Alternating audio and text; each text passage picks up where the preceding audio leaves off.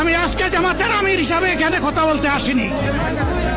আমি এসেছি বাংলাদেশের 18 কোটি মানুষের একজন হয়ে কথা বলতে। আমি শিশুদের বন্ধু, আমি যুবকদের ভাই, আমি বয়স্কদের সহযোদ্ধা, আমার বোনদের আমি ভাই। সুতরাং তাদের মুক্তির জন্যেই আমি দায়িত্ব নিয়ে আজকে এখানে দাঁড়িয়েছিলাম। আল্লাহর ইচ্ছা শরীর আমাকে সাময়িকভাবে সহযোগিতা করে নাই, এটাও আল্লাহর ইচ্ছা যে এখন আল্লাহ আমাকে কথা বলার সুযোগ দিচ্ছেন।